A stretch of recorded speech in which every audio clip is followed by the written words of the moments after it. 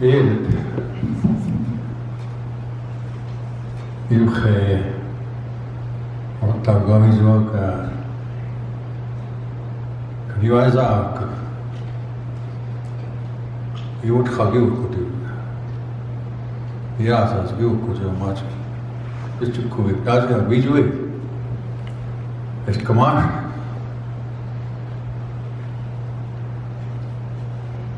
Here's Azuma. Tricks away yaga. Jogami. Hey, Baratir. Ah, the Shiraz Baba. He's a way you should go again. Mani was told each year you was asked you. Now, wait here, Maria. What chance? Is the home. Actually, we have very special for you. I know it. I was straight to go in the car. You could. He's a custody again. It's good now. He ain't called it Maulugash. Make the real do to you.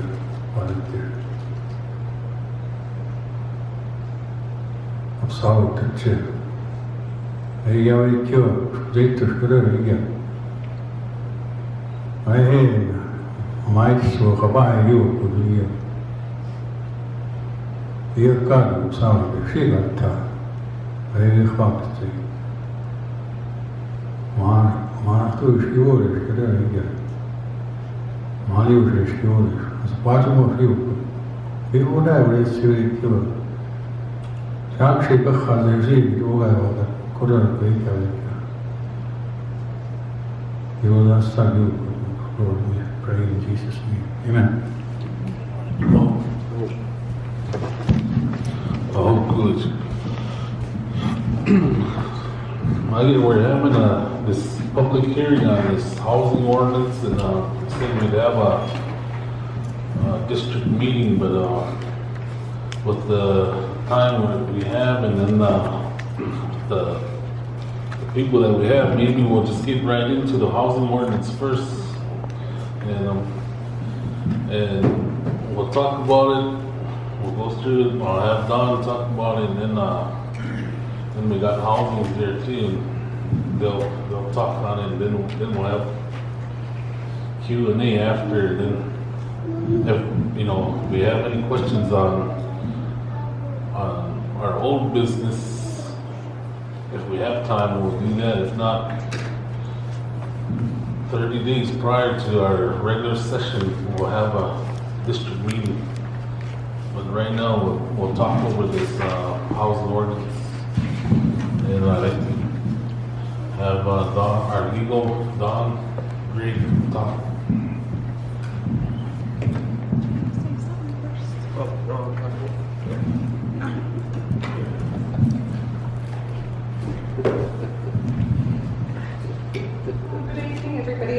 My name is Dawn Ray. I'm the legal attorney for legislative branch. We'll be working on the housing ordinance. For kind of backing up, just to let everybody know how the ordinance was introduced in spring, June, I think in June or July of 2014, the legislature presented a petition to the Wyola district, and they procured 10% of that district's numbers to issue the petition on the proposed ordinance. So the draft that you're seeing was actually drafted by our previous attorney, Jay Harris. So once that was introduced, it's on the floor of the legislature now. It is a part of our old business.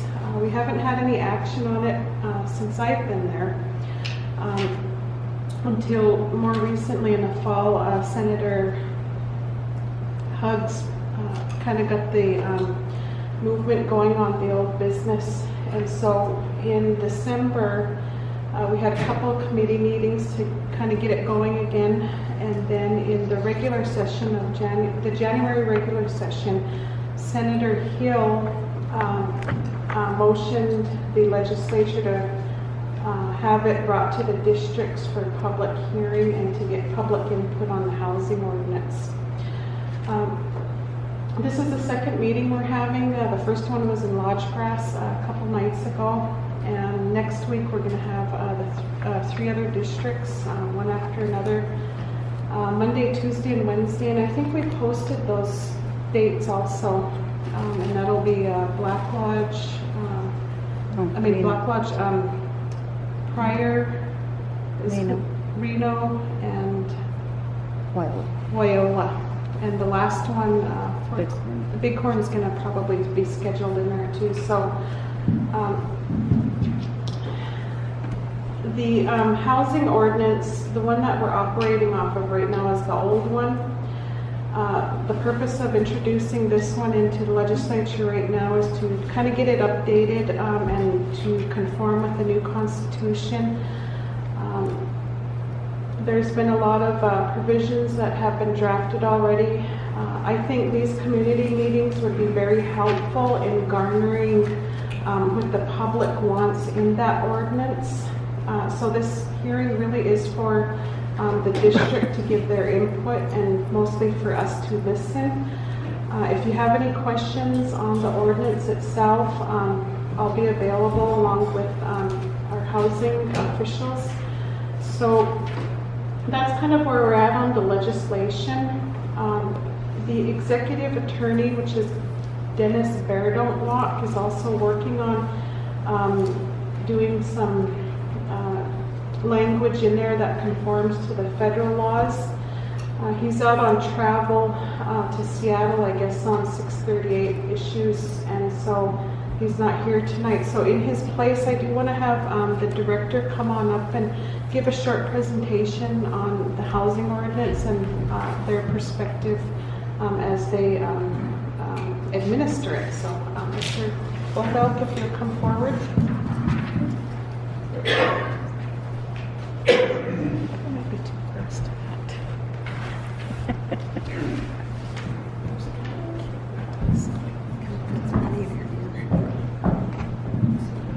Hello, this is John. My name is John, the Director of Private Housing. It's not my resolution, but there's the ordinance has been in existence in April 9, 1977. So it's been a few years. So I think it's probably about 25 years. So more I think it was in my calculator.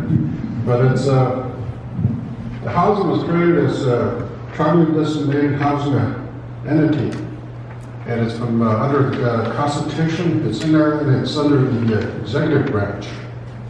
So that's why the contract we have with HUD is signed by the chairman. So the board and everybody is being selected by the discretion of the chairman, not through any legislature. I was kind of going through some of this real quickly from the other night, and I noticed that it's it has, like, say, how the committee should be chosen, who the representative will for 6 districts. I think you had 7. I don't know where the 7th one is. It's off reservation or Benita. I don't know. So, but it's, I noticed that, and then there was, and it's been a long time, but I think it should work with our board and also with the tribal officials in coming up with these regulations. And I think it's, there's I don't know if you're going to rescind the old one and come up with complete new ones. And I think you're giving the people an opportunity to come over and at least have some input. And I think that's good for doing that. Yeah, so.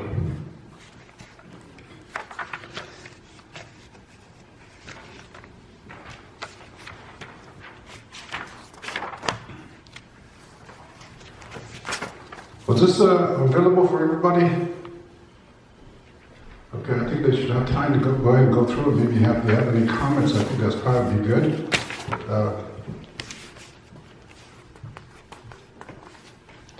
Just other from the committee meetings which I attend, and it's a very limited time which I've been over there, but it's one of the things that we have is that there's no more hostile units. This is the older units are 1937 Act, and that's where some of those homes are. And we're getting rid of all the, hopefully, all the mutuals and have just rentals. And I think we want to go convey some of those homes and go through the formula things that we use so that that's how our revenues will come in. Every year we submit an Indian housing plan. This came into existence from about a couple of years ago. It's very new. It's only like, like 2004, 2000. No, not 4, but 5, but it's 10. I think it's when it came in. So we developed this plan. And that's kind of like our Bible, I guess it's what it would be the term to use. Because from there, we have to develop how many, what activities we're going to do throughout the year. We have requests that comes in, and we have come over and fix my house, or the tribal officials will come over and go take care of this, someone's lines are frozen. So we have to see if they're in our unit. If they're part of our unit first, then we can get a work order from the ROP. Those ladies back there are part of ROP, resident counselors, and they initiate the work orders. And I think when we first came in, we were doing some work orders in 2009, 10, 11, and 12. We came in the latter part of 12. So we were completing some of there's over 200 work orders that were outstanding. And some of these work orders said that we have to, they're incomplete or they might be closed. Our job is to see if they're closed, whether the job was done, or whether we just close it and inactive and take it off our books. And we were written up for doing that, so it's part of our job for doing that. So in order to comply with our Indian housing plan, that's we have to go follow each one of those activities that are there. So hopefully, the other night, I think it was brought up that we were looking for some other homes or other activities, and we have some team to write proposals, and we developed that. And we want to pursue maybe some other federal grants. It doesn't have to be from HUD, it can be also from, there's some other programs that we're looking at. I think we're looking with the Native American Development Corporation, and there's some other ones with the idea of Brad Pitt was building some homes, Angela Jolie, some of the private Johnny Depp. So those were private funding agencies which we can probably pursue. And we also thought about the log homes that were being built. Maybe we'd give them some blueprints, some of these homes. I think we're doing one with the launch grass with the Dreamer. So Dreamer he passed away, but his home burned down, so the insurance money we're going to have to build that house. Instead of having a duplex where we build a stick build, we got the blueprints from just recently. I'm getting them copied, so we're going to build that.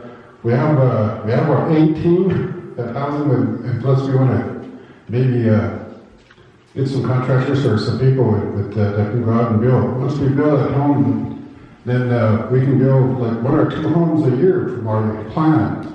So hopefully we can just go ahead and keep adding it. The other alternative is build tax credits. Of Solomon Warrior, with that apartment complex up there, we have 15 units. After the project is done with the enterprise, the president of the enterprise corporation came in, and he's out of Chicago. He said, "You want to build some more homes?" I said, "Sure, maybe 10, 20 houses." And he said, "Yeah, we can do that. Maybe how about 30 or 40 houses?" That's an avenue that we have to look at, but we have to see where the land is.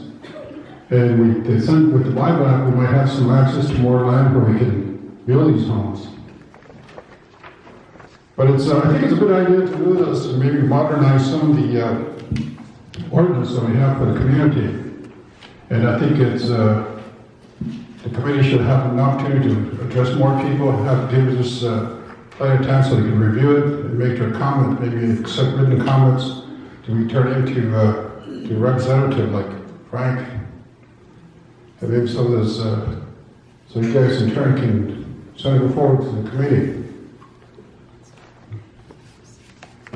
That's all I have. Thanks. Turn it back to you, Frank.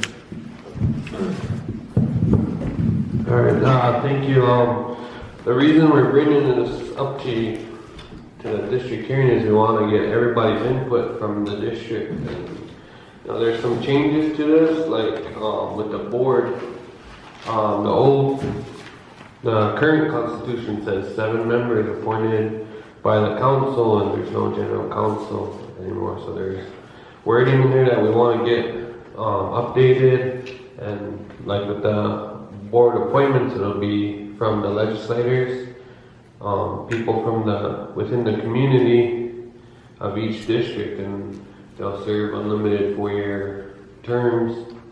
And then there's just a lot of things that need to be updated with this housing ordinance, and with your guys' input and with the housing's input, we can try to get it going good enough to where it serves everybody and everybody benefits from it. So if you guys want to look through there and kind of if you have any ideas on it or any 2 cents you want to throw on there, go for it, and you'll be heard, and we'll take it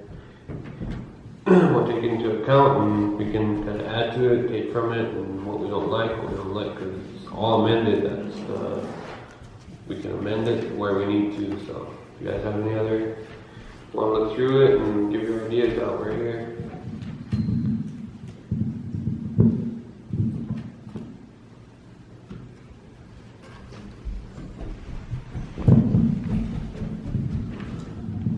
I just had a question on the tax credit homes. Through the last process we did with the Warriors Complex, I know there was a little bit of discussion about the covenants that run with the land. Do you see that as an issue coming up if we go down that road? Thinking that the investment period was 15 years is from what I hear. However, the state of Montana would have covenants running with the land for 50 years, up to 50 years. And is that such a bad thing? Because I know when we went through that process last time, they thought that we were going to turn that land into state jurisdiction. And I think that might have been kind of a fear of that. But I know in other Indian communities, they've done that. And they've actually mass-produced those homes on the reservation, which is really a good opportunity. But if you could clarify that, I know that came up in our last meeting and also some of the committee meetings.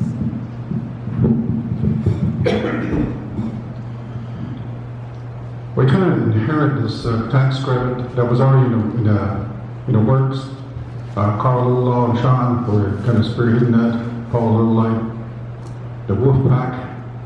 But we complete our job was we completed the building. Somewhere along the line, the blueprints were changed. Each individual homes had their own outside entrance, and it's not like a barracks, but it's but along with the land portion, I think there was an issue where the land belongs to the tribe, and it's not going to be every state jurisdiction. The tax credit portion, it is like 15 years, but there's another 7 more years, 21 more years where the state should have kind of jurisdiction for the report to the state. We just recently did the first audit on it. We just completed last week. So it's in August we had the first residents that came in. So by September we had the open house, and by October we had 15 individuals in there. We had 1 non-veteran, and that's been kind of an issue. I think it's the veterans folks wants it to be 100% veterans, but the tax credit, to them it doesn't matter. So long as they have a person that's in there paying his bill, paying his rent, so long as they get the revenue, they don't mind. It's not 100% veterans. That can be changed. Pond du Lac was another one which was ahead of us for tax credit veterans complex. 50% of theirs is veterans, the other 50% were non-veterans. But they're looking for people that they can house, that can pay their bill. And we run into some problems up there, but we're working on them. We're changing our policy and procedures as we're going. We have drug and zero tolerance. We have drug and alcohol issue, and I guess they're former military. I guess so. It's a problem that they have, and Our job as a landlord is to take care of the building and rent. We have the veterans organization in there that provide counseling. And we have also the Health and Human Services, Todd Wilson's group, that does the counseling. And I think it's in some issues, there might be some, we have shared kind of jurisdiction over the individuals that provide those trainings and counseling to the individuals. But our goal is primarily to take care of the building, make sure it's sound and it's safe. We see blood in the hallway, we clean it. But if there's problems with individuals, we don't provide counseling. So that was an issue that we're taking, and we're working with that. And our audit is completed, and it's pretty successful. I just even thought about getting an extra copy and bring it over, but I think I want to present it to my board first before I share it with anybody. But the land issue or the jurisdiction issue, I think as far as I know, is be within a Crow Reservation. And for 15 years, we worked with them. And the jurisdiction issue has become a problem. Veterans wanted to have 100% ownership. Todd Wilson's group wanted to have 100% ownership. And I said, you just give us $1 million that we put, and give $3 million back to the investors, and the building's yours. But that's another avenue for them to pursue if they want to.